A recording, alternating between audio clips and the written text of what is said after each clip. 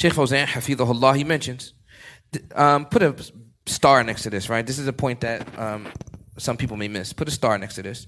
If the discharge of a woman in a state of menstruation or postnatal bleeding stops before sunset, if the discharge of a woman in a state of menstruation or postnatal bleeding stops before sunset. So her mens goes off before when?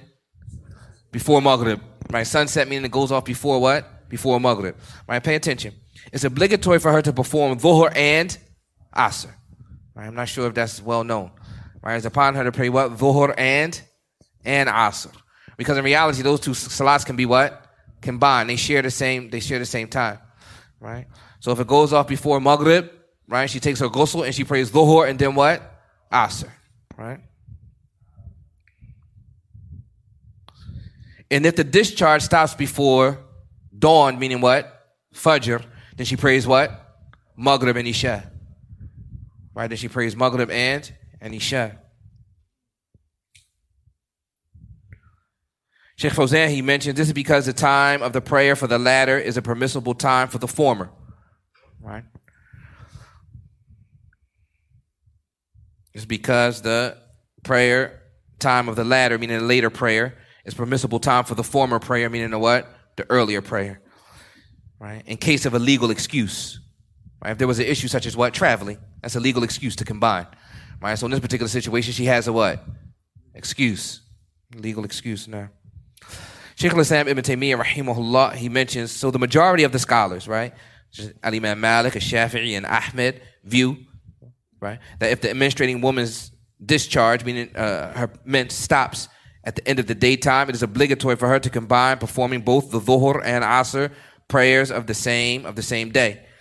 And if the discharge stops at the end of the night, it is obligatory for her to combine performing both the Maghrib and Isha prayers of the same night. Skipping down to that paragraph, skipping down just a bit. This ruling was narrated on the authority of Abdurrahman ibn Auf. It just says Abdurrahman was met by Abdurrahman right here is Ibn Auf. Abdurrahman ibn Auf, Abu Huraira, and Ibn Abbas. That's the position. And it's important to highlight that. It's important to highlight that because it's fiqh sahaba. That's the understanding of the companions. That's the understanding of the companions. So when you can document that, write it down. When you can document that, then you should. So highlight that. That's the position of Abdurrahman ibn Auf, right? Abu Huraira and Ibn Abbas at the bottom of that paragraph. Another issue is in the next paragraph. If a woman starts discharging, meaning her mens starts, right, before she can perform an obligatory prayer at a specific time, or before she performs an obligatory prayer at a specific time, meaning Dhuhr comes in, right, and she doesn't pray Dhuhr, right, she waits an hour or so, and her what? Mens comes on. Right, her mens comes on. She still hasn't prayed what? Dhuhr. Does she have to make that prayer up? All right, that's the issue right here, right? Just so you understand the issue, right? If a woman starts menstruating before she can perform an obligatory prayer at its time, then the most obvious opinion is that she is not required to make up for such a prayer after the mens what? Goes off. After the mens goes off. Shaykh al-Islam Ibn Taymiyyah, rahimahullah, he said the opinion of Hanafi and Maliki schools is the most obvious, as they maintain that a woman is not required to make up for such a missed prayer after her mens stops.